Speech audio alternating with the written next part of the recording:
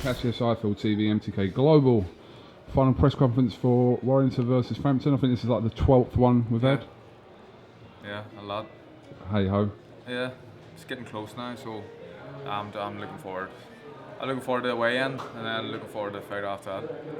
How's this kind of build-up been? It seems like it's gone on for a long time. And yeah, it has. It's been a long one, and you know, yeah, it's been okay. It's been okay. There's been a few wee things said, nothing too mad. It's been pretty respectful, and but I think it's going to be. I think a fight talks for itself, you know, and sells itself. I think it's going to be a good fight.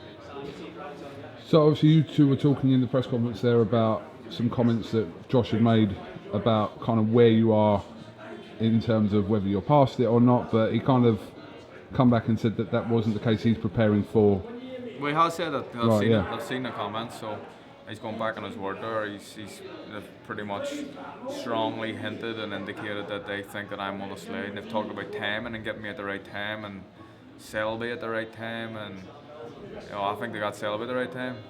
Probably a year and a half before that fight, it may have been a different fight, but they think they've got me on the slide. They've got it massively wrong. Huge card here, a lot of good 50-50 fights on this bill. It's stacked from head to toe pretty much, so it should be one of them nights in Manchester, hopefully. Yeah, special night. I think it's going to be a good night, and there's a lot of fights that I think are going to be good. They're real competitive fights, and not only like 50-50 in terms of like they're exciting fights too. You know, Williams and Hearn, I think it's going to be a cracker. Mark Hearn found a voice today, because I've never heard Mark Hearn really kind of. And that's what happens when things, you know, people get a bit close to the weight, and I think that'll be a good fight. Even Mick Conlon and Cunningham. Mick is a quality fighter, but Cunningham is going to bring it to him and try his best to bring him into deep waters and see what he's all about. You know, I fancy Mick strongly in that fight, but that's an exciting fight in itself. Martin and Ndam, you know, it's probably last chance saloon for both guys here. And then all the other prospects, Tommy Fury and Big Gorman as well. Gorman's in a tough fight too. It's not an easy one, so and probably a tougher fight than the original. So yeah, it's a quality bill. I know you've spoken about this to death, but the fact of 2 pay-per-view shows this week hasn't really been ideal for anyone. It's not ideal for anyone. Don't think anyone, even anyone. The boxers, the fans, no one else. But you know, our mate Eddie will say, I'm pretty confident they'll do bigger numbers than BT because they're big heavyweights. But I'm pretty sure he'll be happy to declare his figures on Monday morning that they've done better than BT, and you know, happy Christmas to him.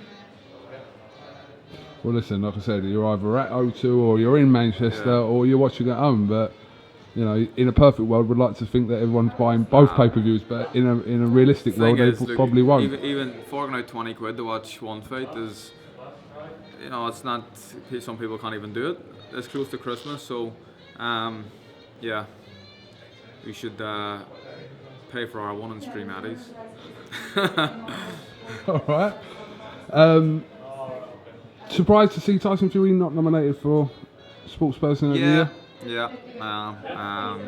Think of everything he's went through and everything. You know, that last fight with Wilder and stuff, and I think he should be the heavyweight champion of the world, the WBC heavyweight champion of the world.